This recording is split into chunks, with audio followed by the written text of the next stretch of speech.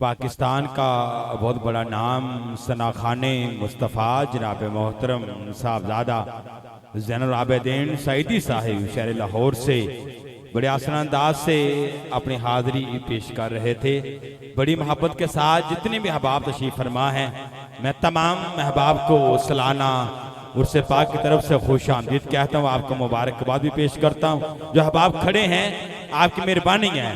तमाम के तमाम अहबाब आप तशरीफ रखें। जैसे साहबजादा पीर सैयद शाह नवाज कादरी जमाती रामा बरकात हमारे वाली अहद क़िबला हुज़ूर का हुक्म है।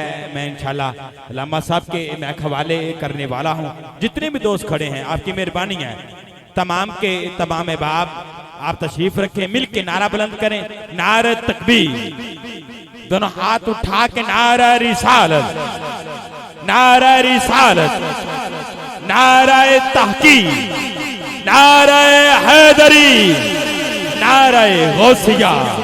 तशरीफ लाते हैं खतीब पाकिस्तान, खतीब अहले सुन्नत, सरमाया अहले सुन्नत हजरत अल्लामा मौलाना डॉक्टर मीर मोहम्मद आसिफ अकबर कादरी साहिब नाज़िम आला तहरीक मिनाजुल कुरान उलमा कौंसल पाकिस्तान अपनी खूबसूरत आवाज से, प्यारी गुफ्तगू से, बयान मोहब्बत से आपके सीनों को मदीना बनाते हैं। अब मिल के नारा बुलंद करें, नारा तकबीर। दोनों हाथ उठा के नारा रिसालत, नारा रिसालत, नारा हैदरी, नारा गौसिया।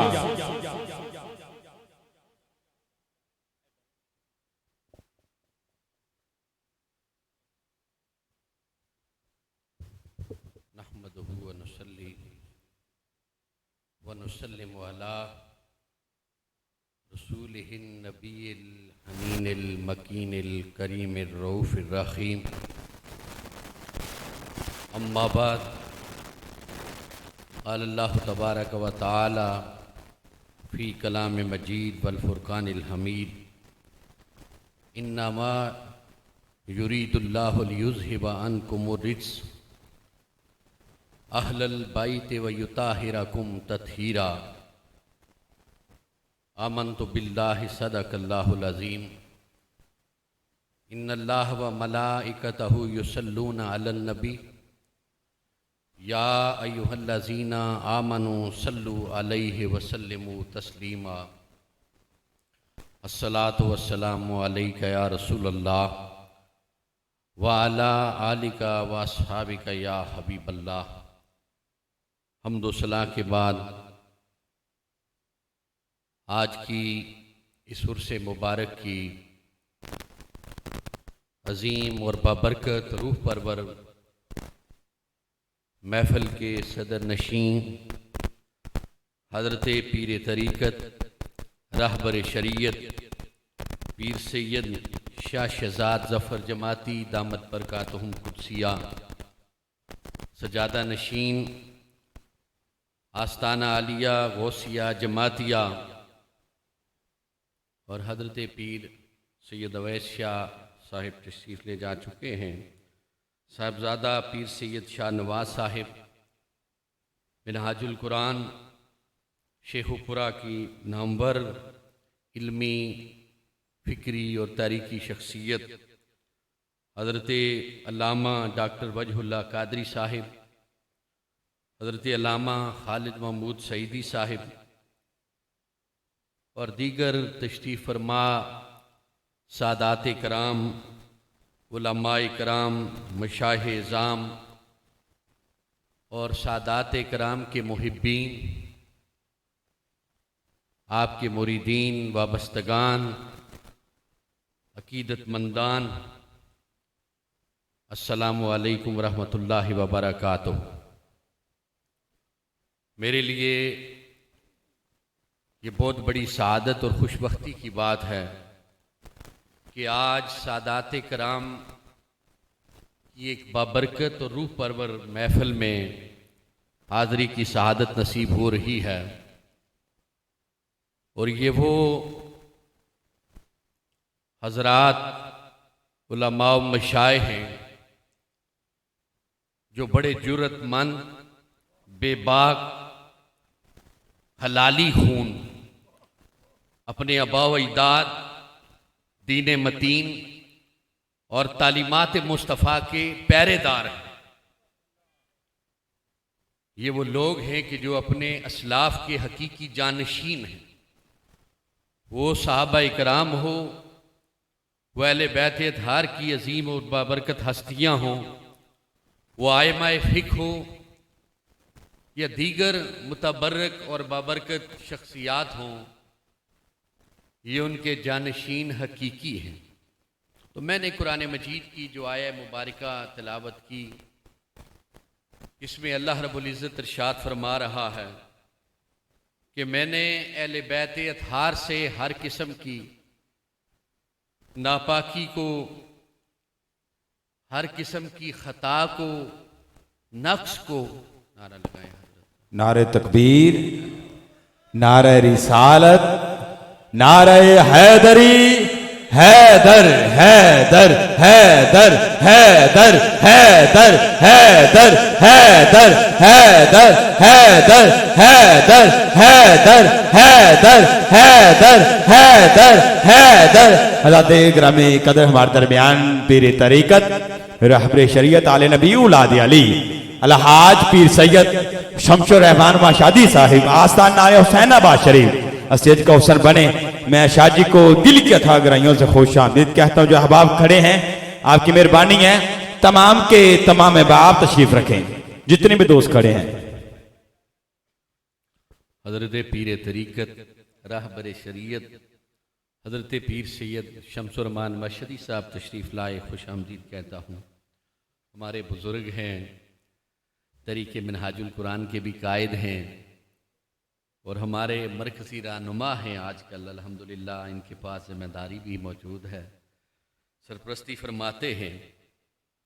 तो मैं इस आया मुबारका का मफ़हूम अर्ज़ कर रहा था कि अल्लाह रब्बुल इज़्ज़त ने अहले बैत अतहार की उन बाबरकत और पाकबाज हस्तियों के बारे में फरमाया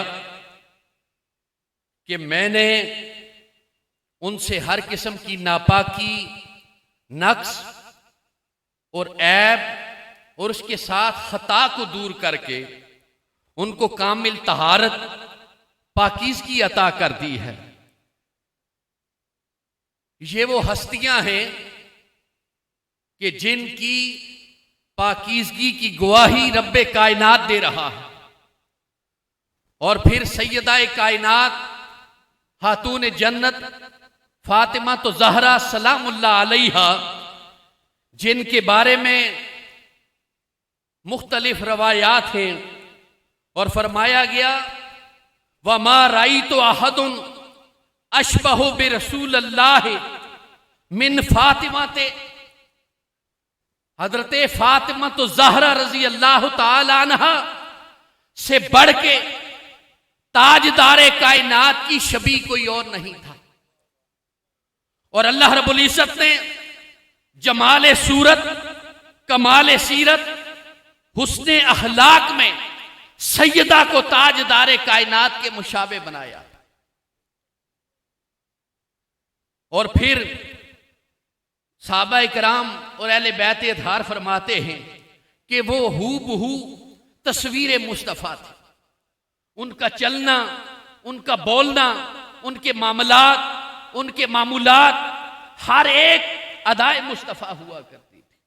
और फिर इसके साथ अल्लाह रब्बुल इज़्ज़त ने सैयदाए कायनात को ये मकाम और मर्तबा अता किया कि आसमान से उतरने वाली वो सारी पाकीज़गियां, सारी अज़मतें, सारी रिफतें, सारी बुलंदियां रब्बे कायनात ने ज़ाते सैयदा में समेट के रख दी।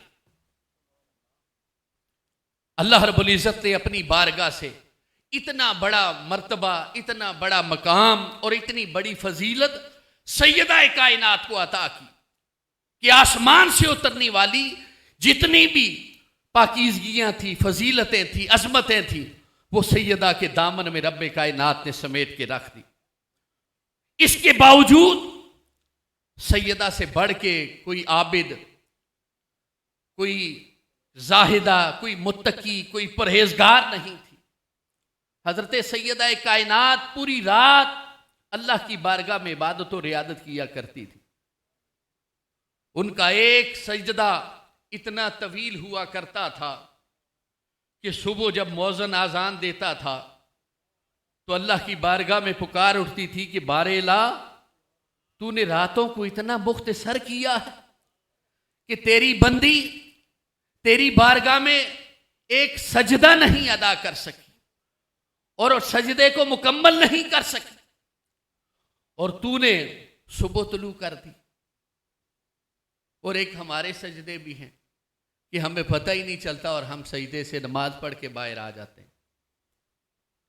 वो जब कहती थी सुबहान, 3 कलिमात हैं, आपने फरमाया सुबहाना, ए अल्लाह तू पाक है, तो अल्लाह रब्बुल इज़्ज़त ने फरमाया कि बंदी तूने मुझे पाक कहा, आ मैं तुझे अपनी पाकीज़गियों की सैर करवाऊं। और फिर आपने फरमाया रब्बी, ए मेरे रब, अल्लाह रब्बुल इज़्ज़त ने फरमाया कि आ मैं तुझे अपनी रबूबियत दिखाता हूं। अल आला, तो रब्बे कायनात ने फरमाया मेरी बंदी आ तुझे अपनी बुलंदियों की सैर करवाता हूं।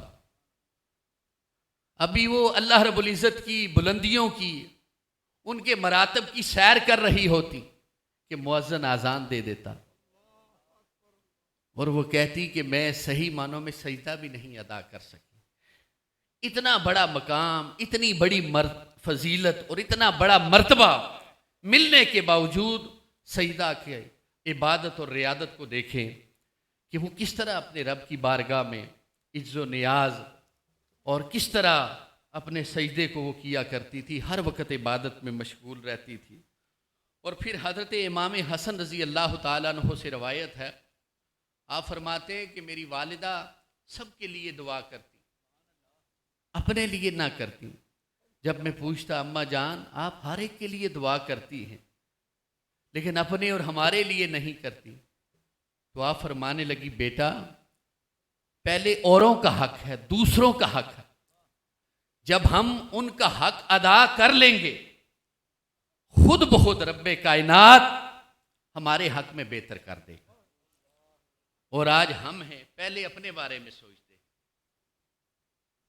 कि हमने क्या लेना है, अपने लिए मांगते हैं। इब्तिदा भी अपनी ज़ात से होती है और इंतहा भी अपनी ज़ात पे होती है। जबकि हम जब उनकी तालीमात को देखते हैं, उनकी ज़िंदगी को देखते हैं, उनके शब व रोज़ को देखते हैं, तभी उनके बारे में फरमाया गया मा राइतु अफ़ज़ल मिन फ़ातिमा गैर अबीहा, फातिमा से बढ़ के कोई और उनके बाप के अलावा अफजल नहीं था। इस पे भी बड़े फतवे लगते हैं और मशाइख उलमा और सादात को इनका सामना करना पड़ता है। वो क्यों ना कहें, ये मुहिब्बीन कहते हैं, अकीदतमंदान कहते हैं, अहले बैत के गुलाम कहते हैं। हुज़ूर अलैहिस्सलातु तस्लीम ने फरमाया फातिमा तो बिदा तो मिन्नी, फातिमा मेरे जिस्म का टुकड़ा है। जो मकाम, जो मर्तबा, जो फजीलत, जो हैसियत उनकी है वो किसी और की कैसे हो सकती। जिन्हें ताजदारे कायनात अपने जिस्म का टुकड़ा कह दें, अपने जिस्म का हिस्सा कह दें, इससे बड़ी सादत, इससे बड़ी फजीलत और इससे बड़ी अजमत क्या हो सकती। अभी डॉक्टर फरीदी साहब ज़ाते मुस्तफ़ा की बात कर रहे थे कि अगर इस्लाम से हुजूर की ज़ात को निकाल दें तो बाकी क्या बचता है, कुछ भी नहीं बचता। और फिर इसी तरह जो अल्लाह रब्बुल इज़्ज़त ने सैयदा को मकाम अता किया, खानदान नबुव्वत का जो ताज अल्लाह रब्बुल इज़्ज़त ने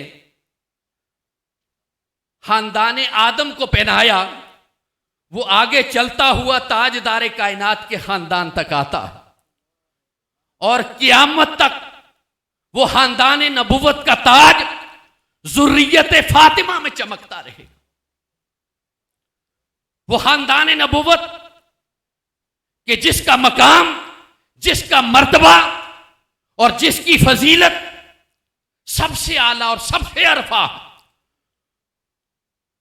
वो चमकता हुआ चांद आज ये सादात कराम की सूरत में ज़ुर्रियत फातिमा में जिंदा और ताबिंदा है। उसी तरह चमक दमक रहा है। आज इसकी किरणें शर्क से लेके गरब तक फैल रही हैं। हर जहां अहले बैत अतहार कि उस खानदान नबूवत के उस नूर से रोशन हो रहा है, चमक रहा है। और इस वक्त भी अगर किसी ने अपना अकीदा दुरुस्त करना है तो उसको अपनी निस्बत, अपना ताल्लुक और अपना नाता आले रसूल के इन शहजादों के साथ जोड़ना होगा। खानदान नबूवत का जो चांद ज़ुर्रियत फातिमा में चमक रहा है, उससे नूर की खैरात हासिल करनी होगी। अगर कोई उस खानदान नबूवत के नूर से खैरात नहीं हासिल करना चाहता तो वो बदबख्त दत्कारा हुआ, वो गुमराह है, वो दीन से दूर है, दीन का बागी है। ये अल्लाह रब्बुल इज़्ज़त अपने ख़ास, अपने मुकर्रब और अपने पसंदीदा बंदों को खैरात अता करता है। हर एक के नसीब में ये नहीं आती। फिर वो खताई बनते हैं, ताइफ़े मुकफ़िरा बनते हैं, कोई क्या बनता है, कोई क्या बनता है। ये गुरोह ऐसे नहीं पैदा होते। अपनी बदबख्ती की वजह से ये दीन से ऐसे निकल जाते हैं और एक अपना गुरोह बना लेते हैं। यदुल्लाह अलल जमा व मन शज़्ज़ा शुज़्ज़ा फिन्नार। जमात के साथ अल्लाह रब्बुल इज़्ज़त की ताईद हासिल होती, अल्लाह की मदद हासिल होती। व मन शज़्ज़ा शुज़्ज़ा फिन्नार, जो इस जमात से जुदा हुआ उसका ठिकाना जहन्नम। जिसका ठिकाना जहन्नम बन गया, अब उसके बाद जो मर्जी है वो नारा लगाता रहे, अपना स्लोगन देता रहे, अपनी गुमराह कुन फिक्र देता रहे। लेकिन हमने अपनी जिंदगी में ये देखा है कि फिर लोग उसे कबूल नहीं करते।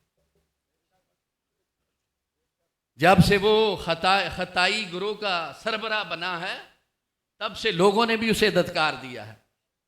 चाहे इनको नहीं मालूम कि वो क्या कर रहा है, क्या नहीं, बस सिर्फ इतना जानते हैं कि वो गुस्ताख है, गुमराह है और बेअदब है। यही सबसे बड़ी लानत है। इससे बड़ी कोई और लानत नहीं हो सकती। और फिर हज़रत अली करमल्लाह वजहुल करीम, ज़ाहिर है दो बरगज़ीदा और पाकबाज हस्तियों का जिक्र हज़रत किबला पीर साहब ने रखा हुआ है। तो ये सारे हज़रात, मशाइख़, उलमाए कराम, मौलाई और अहले बैत के साथ अकीदत रखने वाले हर वक्त उनके गुन गाते हैं, उन्हीं के दर के टुकड़े खाते हैं, उन्हीं के ग़ुलाम हैं और उन्हीं की बारगाह से हमें सब कुछ मिलता है। चाहे वो मिनहाजुल कुरान हो, चाहे वो कोई और अदारा हो, वो जामिअतुल हुसैन हो, तरीके हुसैनियत हो, हर एक को उस दर के टुकड़े मिलते हैं, उस दर की गुलामी की खैरात मिलती है। और हमारे पास कुछ भी नहीं है। आज हम जो कुछ भी हैं उस दर की गुलामी की खैरात है हमारे पास। यही हमारी इज्जत है, यही हमारा वकार है और यही हमारी कबूलियत है और यही हमारी बख्शिश का जरिया है। अगर कोई इससे खाली हो गया तो फिर उसके पास कुछ भी नहीं है। ये सबसे बड़ा खजाना है। और फिर हज़रत अली के बारे में फरमाया, ताजदार कायनात सल्लल्लाहु अलैहि वसल्लम ने, मन कुन तो मौला फहाज़ा अली उन मौला, जिसका मैं मौला हूं उसका अली मौला। और फिर ये भी सहाबा ही रवायत करते हैं कि हम मुनाफिक की पहचान बुग़्ज़े अली से करते थे। इससे बड़ा अकीदा और क्या होगा। तो मैं सलाम पेश करता हूँ मशाइख़ सादात कराम को कि जो अपने अकीदतमंदान, मुरीदान और वाबस्तगान के अकायद को दुरुस्त करने के लिए महफिल का इनेकाद करते हैं। और फिर जो इस वक्त का चैलेंज है, जो इस वक्त का फितना है, उसके तदारुक के लिए अपना किरदार अदा करते हैं। यह बहुत बड़ी सआदत है और इसकी ज़रूरत है। और इस वक्त ये लादीनियत और ये लानत हर तरफ आम हो रही है। और जब तक हम में से हर एक बतौर जमात, बतौर अदारा और बतौर फर्द आगे बढ़ के हुसैनी किरदार नहीं अदा करेगा, तब तक हमारे गिरदो नवा के अंदर यजीदियत का खात्मा नहीं हो सकता। आज मदरसों के अंदर, मसाजिद के अंदर, मराकिज के अंदर हुसैनियत के खिलाफ फिक्र को प्रमोट किया जा रहा होता है और सियासत मुआविया जिंदाबाद के नारे लगाए जाते हैं। लेकिन इसके बावजूद उनको मानने वाले, उनकी तालीमात के पैरोकार आज भी जिंदा है। शेखुल इस्लाम ने जब उनका जवाब दिया तो अपने आप को मुफ्ती आजम कहने वाले रुजू पे मजबूर हुए। उन्हें आके कहना पड़ा कि हमसे खता हुई थी, हमसे गलती हुई थी, हम नादिम और शर्मिंदा हैं। लेकिन दलाइल के साथ हमने उन्हें कायल किया कि आपने खुलफाए राशिदीन के खिलाफ आवाज बुलंद की, आपने खिलाफत राशिदा को टारगेट किया, एक खलीफा राशिद के खिलाफ आपने जबान दराजी की। ये नारा लगा के आप मुआशरे को क्या बताना चाहते हैं? आप मुसलमानों के अंदर किस फिक्र को प्रमोट करना चाहते हैं? आप किसके मानने वाले हैं? क्या फिर दोबारा यजीदियत को आम करना चाहते हैं? एक बदबख्त इस्लामी भाई जब इस बदबख्ती को फैला रहा था तो डॉक्टर साहब ने सबसे पहले 21 रमजानुल मुबारक को उसका जवाब दिया। उन्होंने कहा कि 10वें दर्जे के सहाबा को उठा के पहले दर्जे के उन अजीम शान और बाबरकत और उन अफजल तरीन वो जो नफूस कुदसिया हैं, जो हस्तियां, उनके साथ मिला रहे हो। इतने बड़े बेअदब और गुस्ताख बन रहे हो, अपनी आखिरत को खराब कर रहे हो। उनके चेले आज भी वही फिक्र रखते हैं। जो पढ़े लिखे थे उनको तो कुछ समझ आ गई, लेकिन जो जाहिल मुरीद हैं वो आज भी अपने पीर की उसी फिक्र को आम कर रहे। ये नहीं कि उन्होंने अपना अकीदा बदल दिया है, उनको बिल्कुल समझ नहीं आई। वो बदबख्त आज भी यजीदियत के फिक्र के प्रमोटर है, उसके सपोर्टर है, उसके फरोग में आज भी वो किरदार अदा कर रहे। वो यजीदियत के पैरोकार लानती हर गली में, हर मोहल्ले में, हर शहर में आज भी वही फिक्र फैला रहे। लेकिन जब तक हुसैनी जिंदा है यजीदियत की फिक्र कभी आगे नहीं बढ़ सकती, वो कभी फल फूल नहीं सकती, कभी उसे पजीराई नहीं मिल सकती, क्योंकि हक हमेशा गालिब रहता है, उसका गलबा होता है। और इंशाअल्लाह अल अज़ीज़ ये सादात कराम, ये मशाइख़ इज़ाम जो काम कर रहे हैं अकीदे के दिफा का और अकीदे के फ़रोग़ का, ये बुनियादी तौर पे अपने आइमा के नक्शे कदम पे चल रहे। जब हम इमाम आज़म अबू हनीफा की जिंदगी को देखते हैं, हम सब हनफी हैं, फिर हम इमाम आज़म से लेते हैं, लेकिन हम भूल जाते हैं कि इमाम आज़म का अकीदा क्या था अहले बैत के बारे में। 9 आइमा अहले बैत के वो शागिर्द थे।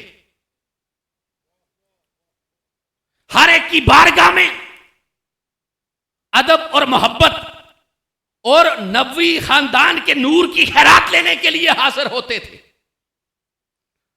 हजरत इमाम बाकिर रजी अल्लाह ताला अन्हु की बारगाह में जब जाते हैं तो वापस कोई पूछता है कि इमाम अली मुकाम आपकी उम्र कितनी है? 60 साल की उम्र का वो बुजुर्ग बाबा इमाम आजम अबू हनीफा, उनसे जब कोई पूछता है कि आपकी उम्र कितनी है, कहते हैं 2 साल।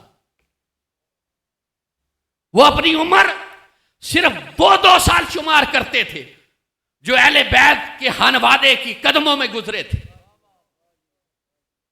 और फिर इमाम आजम अबू हनीफा अपनी हर किताब के सरे वर्क के ऊपर यह बात नक्श कर देते, लोला सनतान इला का नुमान, अगर नुमान की जिंदगी में वो 2 साल ना होते तो मैं हलाक हो जाता।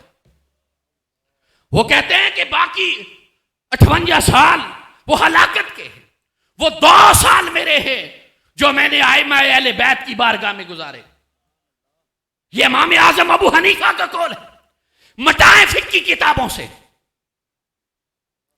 आज उनकी फिक को तो मानते हो, आज उनकी फिक का पटा तो आपके गले में है, लेकिन अकीदे में यजीदियत का पटा बांधा हुआ। हम आपकी फिक को क्या माने जब तक आपका अकीदा दुरुस्त नहीं हो। और फिर इमाम आजम अबू हनीफा जो उम्वी उस वक्त के दौरे हुकूमत के बागी लोग हुआ करते थे, उलमा और इस तरह के मुहक्किकीन, आप उनको वज़ाइफ भेजते थे, उनकी मदद करते थे, उनकी खिदमत करते थे। मुख्तलिफ रवायात में आता है 10,000 12,000 दिरहम आप भेजते थे। 100 दिरहम इस तरह की तादाद आती है वहां पे। अब इमाम आजम अबू हनीफा को जब जेल में डाला गया, इसलिए उन्हें अजियत नहीं दी गई कि वो चीफ जस्टिस नहीं बनना चाहते थे। अजियत इस बात पे दी गई कि वो अहले बैत अतहार के उन शहजादों की मदद क्यों करते हैं, उनके मानने वालों की मदद क्यों करते हैं, उनकी फिक्र को सपोर्ट क्यों करते हैं, उम्मी बागियों की सपोर्ट क्यों नहीं करते। और बिलाखिर इमाम आजम अबू हनीफा का जनाजा जब जेल से उठता है, वो इसलिए नहीं कि वो काजी उल कुज़ा के ओहदे पे नहीं आना चाहते थे, वो चीफ जस्टिस नहीं बनना चाहते थे, बल्कि वो इस वजह से उठा कि वो अहले बैत से मोहब्बत करते थे। हजरत इमाम मालिक को देख लीजिए। हजरत इमाम मालिक की जो अकीदत थी, जो मोहब्बत थी अहले बैत की, हजरत इमाम मालिक पे जो तशद्दुद किया गया, वो इसलिए नहीं किया गया कि उन्होंने एक तलाक का फतवा दिया था, बल्कि हजरत इमाम मालिक के साथ जो नारवा और इतना बुरा सलूक किया गया कि उनकी दाढ़ी और उनका सर मुंडवा दिया गया और उनको चौकों चौराहों में फिराया गया। और 25 साल इमाम ज़ैनुल आबिदीन की तरह वो अपने घर में महसूर रहे। ये अज़ियतें उन्होंने किसी मसफिकी मसले की बुनियाद पे नहीं बर्दाश्त की, मोहब्बत अहले बैत में बर्दाश्त की है। जब हम आइमा की तारीख की जिंदगी को पढ़ते हैं तो हमें फिर सुकून मिलता है, राहत मिलती है, फिर एक नई जिंदगी मिलती है, एक नई आन और शान मिलती है कि हम कौन हैं और हम अभी क्या कर रहे हैं। वो भी तो हैं जो वक्त के फिक के इमाम थे, जो अपने जमाने के बड़े इमाम हुआ करते थे, जो इल्म के शाहसवार थे, लेकिन उनके साथ ज्यादतियां की गई, उनके साथ जुल्म किए गए, और किसी का जनाजा जेल से निकल रहा और किसी की बेहुरमती करके उसे कत्ल कर दिया गया और उनको मिंबरों से उतारा गया। और फिर शायर इस्लाम की भी तस्लील की गई। वजह क्या थी कि वो मुहिब्बीन अहले बैत थे। तो हमारे साथ भी ये सब कुछ होना है। ऐसा ना तसव्वुर करें कि सब कुछ आसान होगा, रास्ते खुले होंगे, कोई रुकावट नहीं होगी, कोई यजीदी नहीं होगा। इस्लाम के नाम पे यजीदियत फैलाई जा रही है, इस्लामी भाई के नाम पे यजीदियत फैलाई जा रही है। इनसे बचें अगर अपनी आखिरत को बचाना। हर गली कूचे में आते हैं, लोगों की मस्जिदों पे कब्जे करते हैं, ये यजीदियों का काम है। मदरसों पे कब्जे करते हैं, ये हुसैनियों का काम नहीं है। वो ये दत्कारे हुए हैं, ये गुमराह है, ये बर्बाद है, तभी ये सब कुछ करते हैं। और इमाम शाफी जिन भी कुफर के फतवे लगे, या आप राफजी हैं, उन्होंने कहा कि मोहब्बत अहले बैत अगर रिफ्स है तो मैं सबसे बड़ा राफजी हूं।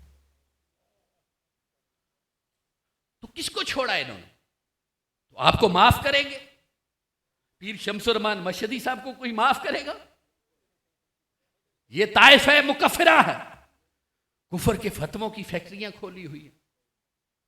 हमने निज़ामुल मदारस के बोर्ड में निसाब में, मैं उस दिन अपना जामिया हुजवेरिया की वो तकरीब थी ख़त्म बुखारी की, वहाँ गया तो एक मुफ्ती साहब ने मुझे कहा कि आपने ईमान अबू तालिब को शामिल निसाब किया है?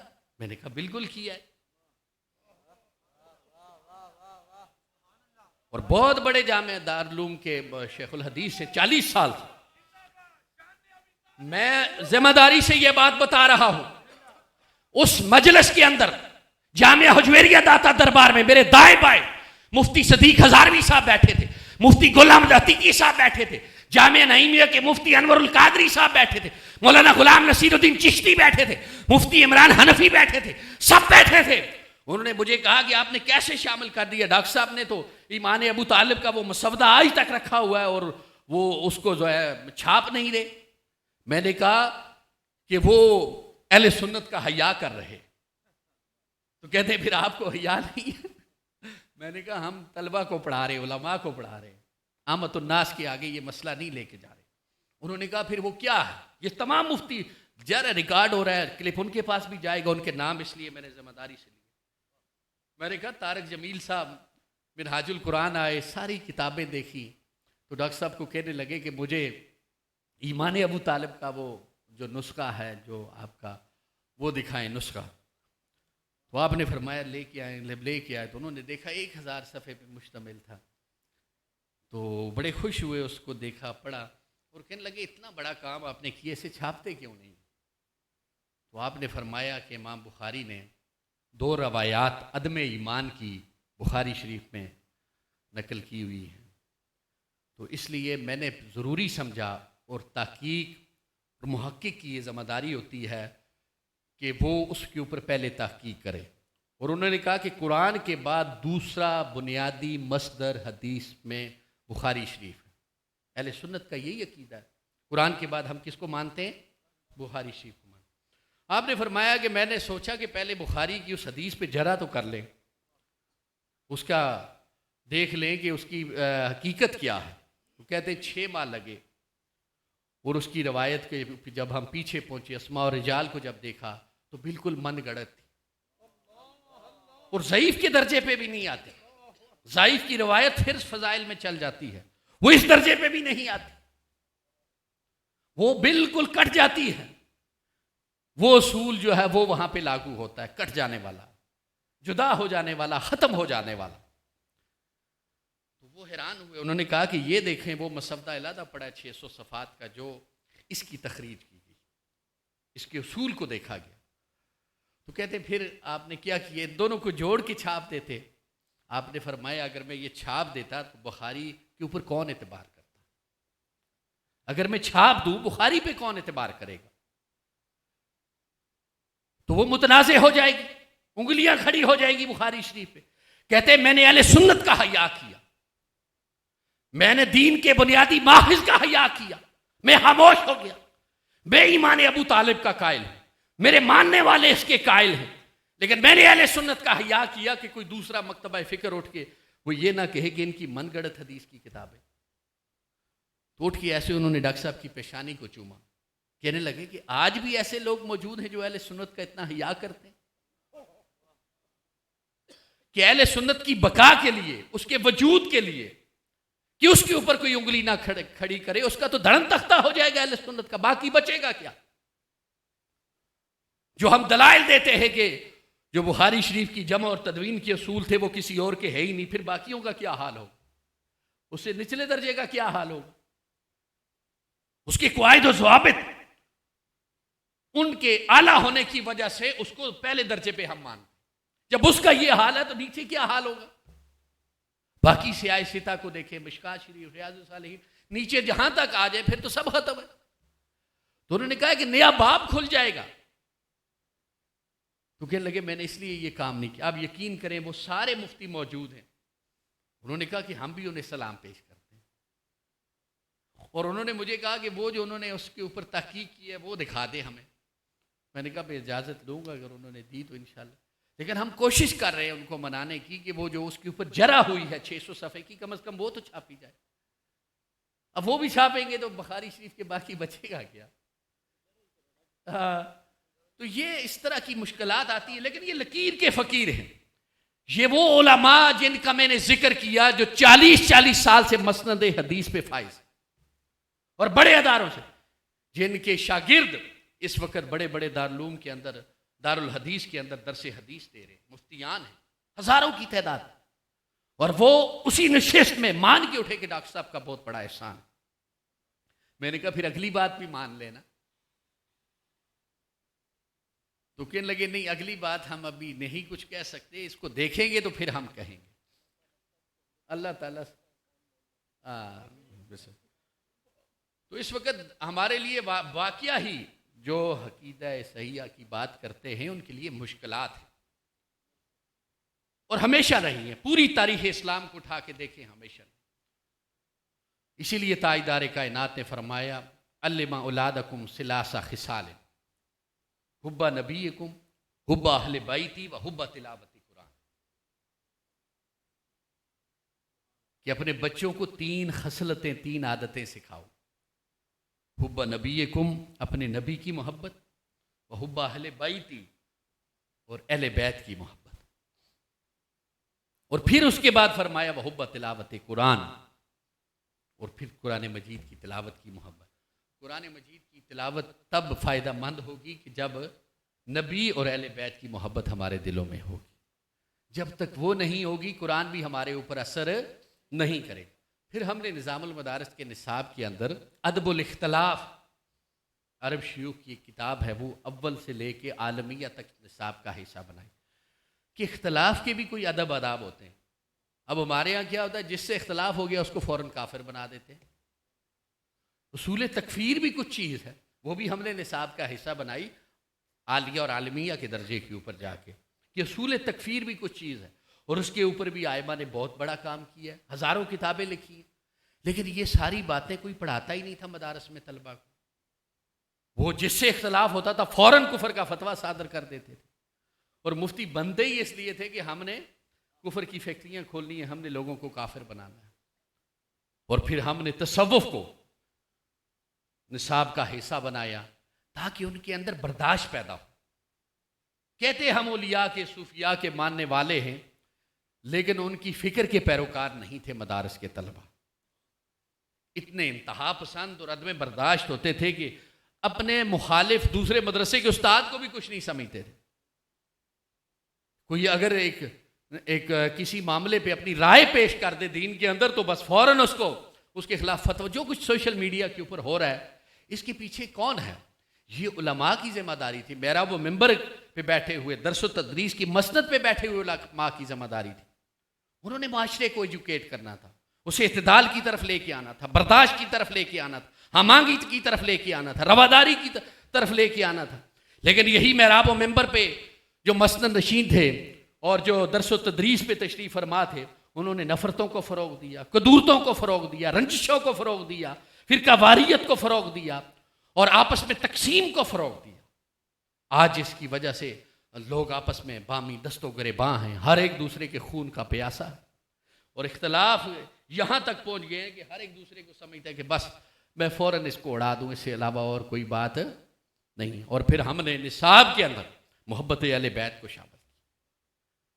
इतना निसाब है, इतना निसाब, यकीन करें जामिअतुल अज़म मिस्र के निसाब के अंदर अहले बैत की शान, फजीलत और अफजलियत के बारे में किताबें शामिल हैं।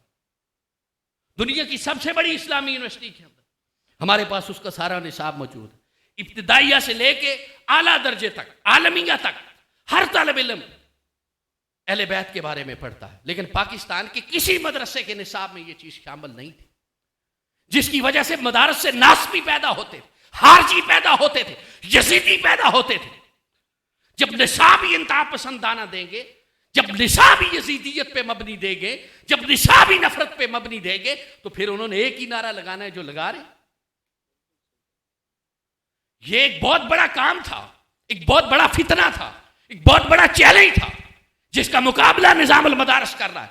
और यही वजह है कि इस वक्त पूरे पाकिस्तान में हमारे बोर्ड को इतनी पजीराई मिल रही है कि हजारों अदारे निजामुल मदारस से मुंसलिक हो गए। मैं अभी शाह साहब से बता रहा था, इनकी सिस्टर का, बाजी कलसूम का, प्रोफेसर साहिबा का, जामिया नूरिया रिजविया फैसलाबाद तालिबात का, कि आप यकीन करें कि 250-300 तालिबात थी। हमारे पास टोटल 3 माह थे निसाब तैयार करते, हमें नई किताबें थी, नया निसाब था देते हुए, और 3 माह ने उन्होंने 300 तालिबात को तैयार करके निजामुल मदारस के नए निसाब के मुताबिक इम्तहानात दिलवाए।